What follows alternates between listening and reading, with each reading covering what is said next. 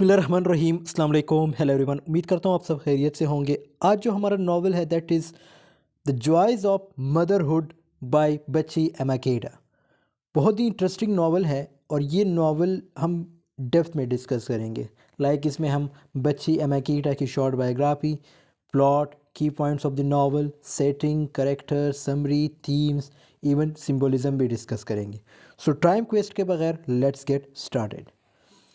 बिची एमाकेडा, जिसकी date of birth 1944 से 2017 में इसकी डेथ हुई, ये एक नाइजीरियन ऑथर थी known for her significant contributions to African literature. Obviously she was from Nigeria, तो इसका मेन कंट्रीब्यूशन किस लिटरेचर में होगा? अफ्रीकन लिटरेचर में होगा। Born in Lagos, she move to the UK in the 1960s। फिर 1960s में ये मूव करती है यूके की तरफ। अच्छा, एक और चीज़ यहाँ पे मैं आप लोगों को बताना चाहूँगा कि नाइजीरिया पे जो हुकूमत की थी वो ब्रिटिश ने की थी 1900 से लेकर 1960s तक। ठीक है, तो इट मीन 60 साल तक ब्रिटिश ने नाइजीरिया पे हुकूमत की है। Amakeda's work, including The Joys of Motherhood and Second Class Citizen, often delve into themes of gender, identity and the African diaspora। तो ये इसके जो मेन वर्क है उसमें आपको यही थीम्स देखने को मिलेंगे। ठीक है, जिसमें जेंडर है, आइडेंटिटी है और African diaspora. Her writing reflects a blend of personal experiences and social commentary.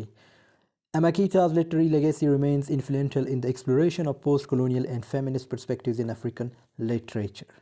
तो इसमें जिसके जो वर्क्स उसमें आपको ज़्यादातर फेमिनिज़म यानी जो हम कहते हैं ना फेमिनिस्ट पर्सपेक्टिव से लिखना किसी चीज़ को, तो वो भी आपको देखने को मिलेगा। और इसके जो वर्क्स है उसमें ज़्यादातर पोस्ट कॉलोनियल से रिलेटेड है। अब इसके अगर की पॉइंट्स की बात करें तो सबसे पहला पॉइंट है हमारे पास motherhood. The novel revolves around the central theme of motherhood and the societal expectations placed on women to bear and raise children. अच्छा, ये बहुत ही इंपॉर्टेंट, ये आप एक थीम भी बना सकते हैं कि मदरहुड जो है ये एक थीम भी बन रहा है।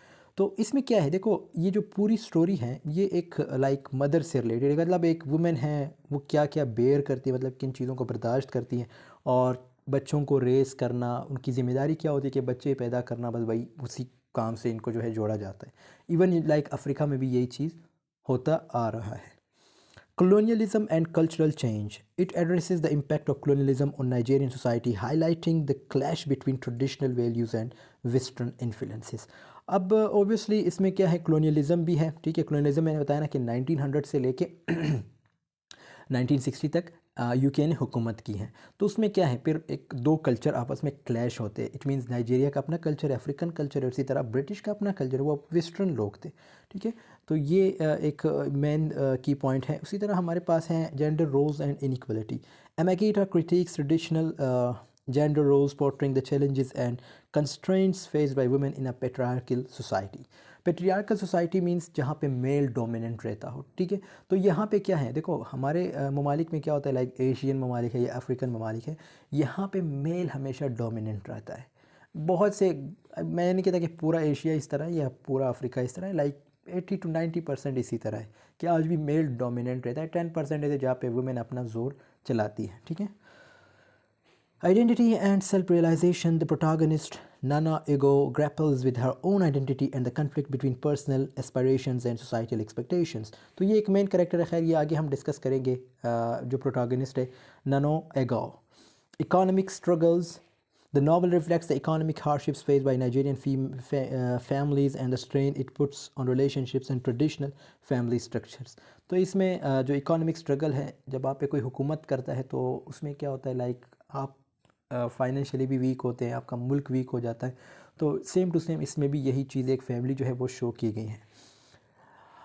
उसके बाद है जनरल क्या लिखा है, generational conflicts. It explores the tensions between different generations, particularly the changing roles and expectations as society evolves।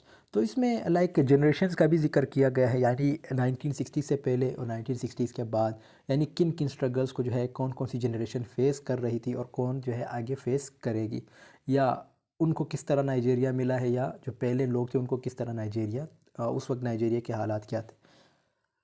अब आते हैं इसके प्लॉट की तरफ। The joys of motherhood follows Nnu Ego's journey through. ये एक करेक्टर है, ठीक है, Nnu Ego's. Through marriage, motherhood and societal change in post colonial Nigeria. यानी पोस्ट कॉलोनियल नाइजीरिया में ये जो फीमेल है, जो हमारी प्रोटोगनिस्ट है, वो किस तरह लाइक मैरिज को फेस करना, मदरहुड एंड सोसाइटल चेंजेस को इनको फेस करती है। It explores the challenges of fulfilling traditional roles, the impact of urbanization, economic struggles, and the complexities of generational relationships. The narrative reflects the evolving dynamics of a woman's life within a shifting cultural landscape. तो इसमें क्या है फिर like culture को भी discuss किया गया। As I said कि जब आप मतलब कोई आप जब हुकूमत करता है तो उनका अपना कल्चर होता है, आपका अपना कल्चर होता है। तो ये चीज़ जो है शो की गई है। फिर इस तरह जो एक फ़ीमेल होती है, जो एक फैमिली होती है, वो किस तरह इकोनॉमिक स्ट्रगल को फेस करती है, यानी किन किन मुश्किलात का वो सामना करती हैं या करते हैं। Follows the life of Nano Ego, a Nigerian woman from her adolescence to old age। यानी अपने चाइल्डहुड से लेके ओल्ड एज तक उन्होंने किन चीज़ों का सामना किया। ये जो हमारी करेक्टर है ननो ego. The plot encompasses her experiences as a daughter, wife and mother, navigating the challenges of societal expectations and cultural shifts। तो यही फीमेल होती है, ठीक है। ये डॉटर भी बनती है, वाइफ भी एंड मदर भी। अब आते हैं इसके सेटिंग की तरफ। इसकी सेटिंग कहाँ रखी गई है। Setting of the joys of motherhood is primarily in Nigeria. Obviously इसकी जो सेटिंग है वो नाइजीरिया की गई है with the focus on Lagos. The story unfolds against the backdrop of post colonial Nigeria. यानी नाइजीरिया पोस्ट कॉलोनियल नाइजीरिया जब like colonialism में था या उसके बाद के जो हालात है उसको भी डिस्कस किया गया है। स्पेनिंग सेवरल डिकेड्स, मतलब एक डिकेड उसने गुजारा है। The novel captures the cultural, social and economic transformations occurring in Nigerian society during this period। तो इसमें culture, social and economic transformation Nigeria का एक सोसाइटी यानी नाइजीरियन सोसाइटी का वो चीज़ें जो है डिस्कस हुई हैं। Reflecting the impact of colonialism and urbanisation on traditional ways of life. अच्छा, ये सेटिंग ज़्यादा रिलेटेड नहीं है लेकिन यहाँ तक आपकी सेटिंग आप रख सकते हैं। अच्छा, करेक्टर्स की बात करें तो सबसे पहला करेक्टर है हमारे पास ननो एगो, the protagonist who undergoes the trials of motherhood. तो ये प्रोटैगनिस्ट है, मेन करेक्टर हैं, ठीक है। Motherhood, marriage and societal expectations, ये सारी चीज़ों को ये फेस करती हैं, ठीक है। हर journey forms the core of the novel, यानी नावल की ये मेन करेक्टर है, मेन कोर है। और इनके नाम तो आपको पता है अफ्रीकन नाम्स हैं, तो इसको आप जैसे प्रोनाउंस करना चाहे कर सकते हैं। जैसे यहाँ पे दूसरा हमारे करेक्टर है वो है Ametko, Nano Ego's husband, with whom she enters into an arranged marriage. The dynamics of their relationship play a crucial role in the storyline। अच्छा, ये इसके हस्बैंड हैं और इन दोनों की अरेंज मैरिज होती है। ओशिया, Nano Ego's mother, whose influence and guidance shape Nano Ego's early experiences and perceptions। तो ये इसकी माँ है और इसका इतना बड़ा रोल नहीं है नॉवल में। इसी तरह एडम एंड ननो एगोज़ फादर, ये ननो एगोज़ के फादर है Adam, a minor character. Adam represents traditional values and customs, यानी ओल्ड लोग हैं तो ये अपने ट्रेडिशनल्स यानी अपने कल्चर को बेहतरीन तरीके से परफॉर्म करते हैं और उनको अडॉप्ट करते हैं। उसके बाद है हमारे पास Nnaife, Nnu Ego's first son whose life choices and experiences contribute to the exploration of generational conflicts। तो ये इसका बेटा है, ठीक है। किसके? नोनो एगोज़ का बेटा है।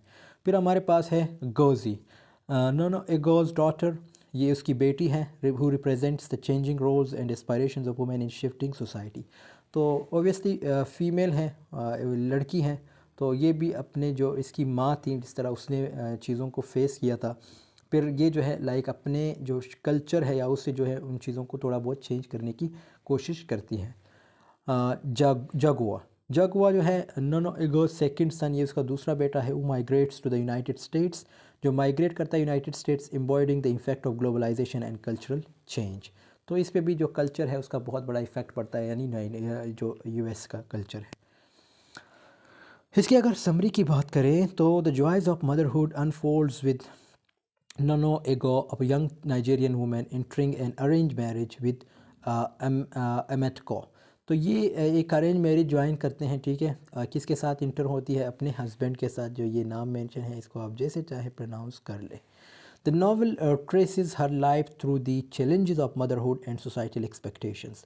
तो ये नावल जो है ये हमें इस चीज़ को भी बताता है कि इस नावल में ये चीज़ भी शो की गई है कि किस तरह जो है सोसाइटी हमसे एक्सपेक्टेशंस, उनकी एक्सपेक्टेशंस होती है। एक मदरहुड वो थीम हमें देखने को मिल रहा है, या जो मदर होती है वो किन चैलेंजेस का सामना करती है। ननो एगो faces difficulties in bearing children. जैसे ये जो हमारी करेक्टर है ननो एगो, ये चिल्ड्रन लाइक उनको जो है उनकी जो मुश्किलात, लाइक एक बच्चा जब आपका होता है तो ऑब्वियसली क्या क्या चीज़ों को आप फेस करते हैं। जैसे but she remains determined to fulfil her role as a mother. लेकिन ये फिर भी डिटरमिन रहती है, और इट मीन्स कि अपने जो बच्चे की जो ज़िम्मेदारियाँ होती है, जो चीज़ें होती हैं, जो उसकी बेसिक रिक्वायरमेंट्स होती है, वो उसे पूरा फुलफ़िल करने की कोशिश करती है। As a story progresses the impact of colonialism and urbanization on Nigerian society becomes apparent. Traditional values clash with Western influences affecting Nano Ego's family dynamics. अब क्या होता है, कहते हैं कि जब नावल की जो एक प्रोग्रेसमेंट होती है तो उसमें क्या होता है, कलोनियलिज़म, अर्बनाइजेशन नाइजीरियन सोसाइटी का एक इस पे बहुत बड़ा इफ़ेक्ट पड़ता है। और इस तरह जो ट्रेडिशंस होते हैं नाइजीरिया का, वो जो है इफ उसका उस पे बहुत बड़ा इफ़ेक्ट पड़ता है। किसका? क्योंकि वेस्टर्न लोग इंटर हो चुके हैं। कहाँ पे? नाइजीरिया में। यानी ये जो हमारी करेक्टर है ननो एगोस की फैमिली, ये भी इफ़ेक्ट होती है इनकी एंट्री से। किन की एंट्री से? ये जो यूके के लोग यानी ब्रिटिशर्स थे। Economic struggles intensify and Nono Egos finds herself making sacrifices to provide for her children. तो यहाँ पे जैसे जब ऑब्वियसली जब आप पे कोई अटैक करता है या आपको इन्फ्लुएंस करने की कोशिश करता है या आपको डोमिनेट करने की कोशिश करता है, तो आप टेंशन में आते हैं, आप बहुत सी चीज़ों को फेस करते हैं, बहुत से चैलेंजेस को फेस करते हैं। तो यहाँ पे भी सेम टू सेम ये इकोनॉमिक स्ट्रगल्स इनकी एक मेन रीज़न होती है, यानी इन चीज़ों को ये फेस करते हैं। पैसे वगैरह नहीं होते इनके पास। इसी तरह फिर ये बहुत सारे सेक्रीफाइसेस देती है अपनी फैमिली को पालने के लिए। Generational conflicts arise as her children, influenced by changing cultural norms, migrate to the United States. जिसे मैंने बताया ना, इनका एक जो बेटा था वो मूव करता है यूनाइटेड स्टेट्स, तो वहाँ से जो है अपने कल्चर से ये थोड़े बहुत हट जाते हैं। This migration underscores the broader theme of cultural shifts and the challenges faced by those in the diaspora. तो यहाँ पे क्या होता है, यानी इससे हमें एक थीम भी देखने को मिलता है, कल्चरल शिफ्ट, ये भी एक थीम इसका बन जाता है। डायस्पोरा यानी अपनी जगह से किसी और को हटाना, ये इसका कंसेप्ट है। The novel explores the complexities of Nnu Ego's identity, societal expectations, and the pursuit of personal happiness. In her later years, she reflects on her life, revealing the emotional and psychological toll of the choices she made. तो फिर एक वक्त आता है ये जो है like regret भी करती हैं कि मैंने लाइफ में कौन कौन से मिस्टेक्स किए थे, और पर्सनल हैप्पीनेस के लिए ये किन चीज़ों को जो है लाइक चेंज करती है। और इसी तरह इमोशनली और साइकोलॉजिकली जो है ये जो है अपने जो पर्सनैलिटी होती है उसको भी रिवील करती हैं। ठीक है, मदर जो होती है ना, आपने देखा होगा वो बहुत सी चीज़ों को लाइक हम कहते हैं ना कि सप्रेस रखती हैं, शो नहीं करती। ठीक है, तो सेम टू सेम ये माँ भी, यानी जो हमारे पास जो करेक्टर है ननो एगोस, ये भी यही करती है, लेकिन एक वक्त में ये शो कर लेती है। Nana Ego faces a tragic event that deeply impacts her life and forces her to reckon with the consequences of her choices without revealing specific details to avoid spoilers. The conclusion of the novel brings closure to the Nana Ego's journey, leaving readers with a sense of reflection on the challenges and sacrifices she endured throughout her life as a mother and woman in Nigerian society. मैंने बताया ना कि जैसे ये लोग फिर move भी करते हैं यूके की तरफ, सॉरी यूएस की तरफ। तो वहाँ पे लाइक अब यहाँ पे रीडर के लिए भी एक चीज़ ये छोड़ देती है कि रीडर क्या कहेंगे, मतलब एक फ़ीमेल जो इस तरह की चीज़ों को फेस करती है, एक पेट्रियार्कल सोसाइटी, यानी फ़ीमेल को जो है गाली वगैरह देना, एक ऐसी सोसाइटी, तो वहाँ पे यानी रीडर्स क्या फ़ील करते हैं, रीडर्स का क्या कंसेप्ट इससे रिलेटेड। तो ये एक सवाल भी है आप लोगों के लिए। और इसी तरह जैसे ये अपनी नाइजीरियन सोसाइटी से मूव करती है, और नाइजीरियन सोसाइटी में ये जब माँ बनती हैं, या इस तरह इसके जो बच्चे जब मूव करते हैं यूएस की तरफ, साथ में ये लोग भी फिर मूव करते हैं, तो इस तरह इस नावल की जो है एंडिंग होती है। थीम्स की अगर बात करें तो सबसे पहला थीम है motherhood. The novel explores the joys and struggles of motherhood, depicting the societal expectations placed on women to bear children and sacrifices involved in raising a family. यानी माँ होती है तो यानी फ़ीमेल है, उसको क्या है, उसको ये बताया जाता है कि भाई आपने बच्चे पैदा करने और साथ में क्या करना है, उनको जो है रेज़ करना है, उनका ख़याल रखना है, ये वो फला फला। ठीक है, तो ये जो है अब आप कह सकते हैं कि ये एक किस्म का सेपरेशन है या डोमिनेंसी है मेल की। हर किसी के अपने व्यूज़ होते हैं इससे रिलेटेड। मैं नहीं कहता कि मतलब मेल डोमिनेंट सोसाइटी है ये वो, या फीमेल जो है वो उसको जो है ज़्यादा सप्रेस किया जाता है। Gender roles and inequality. Butchie Emakita critiques traditional gender roles, highlighting the constraints and limitations imposed on women in a patriarchal society. तो यहाँ पे ये भी बताया गया है कि भाई जो जेंडर रोल्स एंड इनइक्वालिटी है वो किसके साथ, अब मतलब ऑब्वियसली यहाँ पे फीमेल की बात हो रही है, तो ये एक किस्म की फेमिनिस्ट भी थी। पेट्रियार्कल सोसाइटी में फ़ीमेल किन चीज़ों को फेस करती है। colonialism and cultural change, the impact on colonialism and western influences on Nigerian society is a central theme। ये वही थीम है कि जैसे जब यूके वाले इंटर होते हैं कहाँ पे, नाइजीरिया में, तो उनका एक बहुत बड़ा इफेक्ट पड़ता है किन पे, नाइजीरियन पे। The clash between traditional values and modernisation, यानी उनके एक ट्रेडिशनल वैल्यूज़ होते हैं और यहाँ से ये लोग जो अपने आप को मॉडर्न समझ रहे थे ब्रिटिशर्स, उनका इफ़ेक्ट या उनके कल्चर पे या उनके कल्चर का इफ़ेक्ट इनके मॉडर्नाइजेशन पे। तो ये सारी चीज़ें जो एक क्लैश कर रही हैं। Identity and self-realization, Nana A Girl's journey reflects the quest for personal identity and fulfillment amidst societal pressures and expectations। तो यहाँ पे जैसे अगेन वही जो हमारी कैरेक्टर है नैना ए गोज़, उसकी जर्नी की बात की गई है कि किस तरह उन चीज़ों को लाइक फेस करती हैं, अपनी पर्सनल आइडेंटिटी जो है, ठीक है, और सोसाइटल जो प्रेशर होता है या जो एक्सपेक्टेशन होती है सोसाइटी की, उन चीज़ों को। Economics struggle, yeah, economic struggles. The novel reflects the economic hardships faced by Nigerian families, but particularly women, and the challenges of providing for a family in a changing society। ठीक है, तो ये जो economic struggle है वो भी ये लोग फेस करते हैं। जब मैंने बताया ना कि जब क्या कहते हैं, ये जो ब्रिटिशर्स होते हैं जब ये इंटर होते हैं तो इनकी फैमिली जो है बहुत सी चीज़ों को फेस करती है। Generational conflicts, the tensions between different generation share by evolving cultural norms, ये तो ऑलरेडी हमने समरी में भी डिस्कस किया था और की पॉइंट्स में। सिंबलिज्म की बात करें तो सबसे पहला सिंबलिज्म है वो है, सिंबल है वो है children. Children symbolise both joy and burden. बच्चे ये खुशी भी हैं और एक बोझ भी है। कैसे? While they bring happiness and fulfilment to Nnu Ego's life. अब ये एक जैसे इसकी लाइफ में जब मतलब ये जो बच्चे 3 बच्चे होते हैं ना इसके, तो जब ये आते हैं तो इसकी लाइफ में किस्म की फुलफिलमेंट आती है। आपने अमूमन देखा होगा कि जब किसी औरत का बच्चा होता है तो इट मीन्स वो औरत फिर परफेक्ट बन जाती है, परफेक्ट हो जाती है। ठीक है, उस वक्त तक वो बिल्कुल मतलब हम कह सकते हैं खोखली होती हैं, हॉलो टाइप, हॉलो वुमेन होती हैं जब तक उसका कोई बच्चा नहीं होता। तो जब बच्चा होता है तो एक किस्म की फुलफिलमेंट उस औरत में आ जाती है, यानी वो मुकम्मल बन जाती है। They also represent the societal expectations and pressure placed on women to bear children. और दूसरी ये चीज़ जो है कि भाई बच्चे हैं तो सोसाइटी क्या कहती है कि भाई अगर आपका बच्चा है तो आपने इसको संभालना है, और सोसाइटी आपको प्रेशराइज़ करती है इन चीज़ों के लिए। आपने अमूमन देखा होगा ये जो लोग होते हैं कि कहते हैं कि यार बच्चे जो है अभी सही नहीं है, और उसके बाद जो है लाइक अगर बच्चे होंगे तो उनको कंट्रोल करना बहुत मुश्किल होता है, ये बिल्कुल गलत है। ठीक है, और इस तरह जैसे यहाँ पे बताया गया कि सोसाइटी भी हमें इस चीज़ पे फोर्स करती है कि मतलब बच्चों को आपने बेयर करना है, बर्दाश्त करना है, उनके चीज़ों को, उनके कामों को या उनकी केयर करना। ये एक डिफ़िकल्ट टास्क तो होता है लेकिन एक माँ के लिए फिर भी नहीं होता, मैं कहता हूँ।